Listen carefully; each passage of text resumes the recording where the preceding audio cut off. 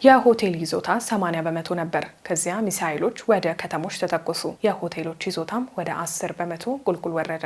አሁን ዱባይ ቀደም ሲል አድርጋው የማታውቀውን ነገር እያደረገች ነው። ነዋሪዎቿ ጓደኞቻቸውና ቤተሰቦቻቸውን አየር መንገድ ትኬት አስቆርጠው እንዲያመጡ ለማሳመን በጥሬ ገንዘብ እየከፈለች ይገኛል። የመካከለኛው ምስራቅ ውብና አንጸባራቂ ከተማ እንዴት ቱሪስቶችን እስከ መለመን እንደደረሰች እንመልከት።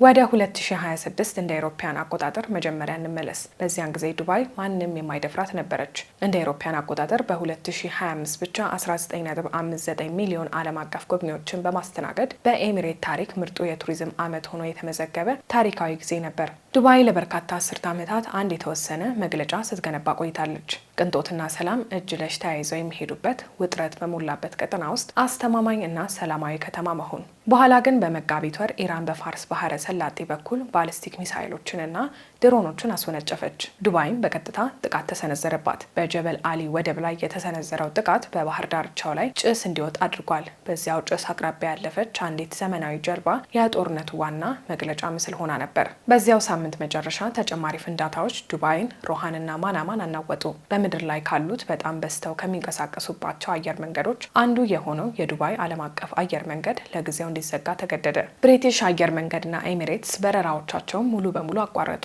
ሙሉ ታሪኩ የሚነግረን ቁጥር በሚቀጥሉት ወራት የሆቴል ይዞታ ከነበረበት 80 በመቶ አካባቢ ወደ 10 በመቶ ዝቅ ይላል ተብሎ ተገመተ። ይህም ተራ መቀነስ አይደለም፣ ሙሉ በሙሉ መውረድ እንጂ። ታዲያ ሙሉ የቱሪዝም መግለጫው በቀጥታ ጥቃት የተመታ መንግስት ምን ያደርጋል? በቅርቡ የተጀመረው የዱባይ መልስ የዱባይ ጥሪ የተሰኘ ፕሮግራም ነው። አሰራሩ እንዲህ ነው። ማንኛውም እድሜው 18 እና ከዚያ በላይ የሆነ የኤሚሬትስ መታወቂያ ያለው የኤሚሬትስ ነዋሪ ወይም ዜጋ ከዩናይትድ አረብ ኤሚሬትስ ውጭ የሚኖሩ እስከ 3 የሚደርሱ ጓደኞቹን ወይም የቤተሰብ አባላትን ከአሁን ጀምሮ እስከ እንደ ፈረንጆቹ አቆጣጠር ጥቅምት 31 ባለው ጊዜ ውስጥ ዱባይን እንዲጎበኙ መጋበዝ ይችላል። የተጋበዘው እንግዳ ህጋዊ የቱሪስት ቪዛ ይዞ በአየር በባህር ወይም በየብስ መንገድ ከተገኘ የጋበዘው ነዋሪ የሆቴል ማደሪያዎችንና የምግብ ቅናሾችን ጨምሮ እስከ 3000 ድርሃም ወይም በግምት 816 የአሜሪካን ዶላር የሚያወጣ የሽልማት ፓኬጅ ያገኛል። መስፈርቱን የሚያሟላ እያንዳንዱ ነዋሪ እስከ 3 የዚህ አይነት ጥቅሎችን ማግኘት ይችላል። ሂሳቡን ስንሰራ ዱባይ የራሷን የቱሪዝም ማስታወቂያ ስራ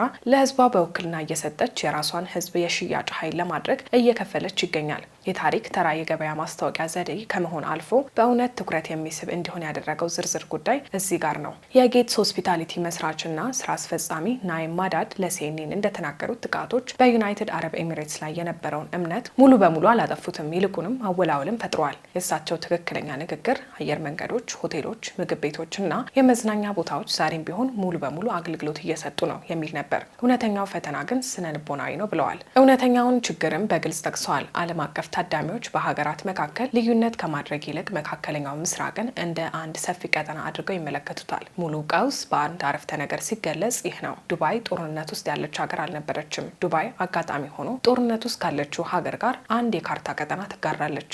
ምንም እንኳ በዱባይ ያለው የእውነተኛ ጉዞ ልምድ ምንም የተቀየረ ነገር ባይኖርም ያ በጂኦግራፊያዊ ቅርበት ምክንያት የመጣው የጥፋተኝነት ትስስር ኤምሬቷን እውነተኛ ገንዘብ እያሳጣት ነው። ይህ ከዱባይ ቱሪዝም ቦርድ በላይ የሆነ ትልቅ ነገር ማሳያ ነው። በአቅራቢያ የሚገኝ በማንኛውም ቦታ ጦርነት ሲነሳ ውጊያው በወሬ ደረጃ ቢደርስቦትም ባይደርስቦትም በአንድ መላው ቀጠና ኢኮኖሚ ላይ ምን እንደሚከሰት ያሳያል። ዱባይ ሙሉ ማንነቷን የገነባችው ልዩ በመሆን በታወቀ አጎራባች አካባቢ ውስጥ የሰላም ደሴት በመሆን ነበር። ከተማዋ ራሷ በሳምንታት ውስጥ ሙሉ በሙሉ ወደ ነበረችበት አገልግሎት ብትመለስም በራሷ ወደብ ላይ የተሰነዘረው አንድ የቀጥታ ጥቃት ያንን ምስል በአንድ ጀንበር ለማፍረስ በቂ ነበር። በጂኦፖለቲካዊ ውጥረት ውስጥ ባለ ቀጠና ውስጥ የሚገኝ እና በቱሪዝም ላይ የተመሰረተ ማንኛውም ኢኮኖሚ አሁን ላይ በትኩረት እየተከታተለ ያለው ትምህርት ይህ ነው።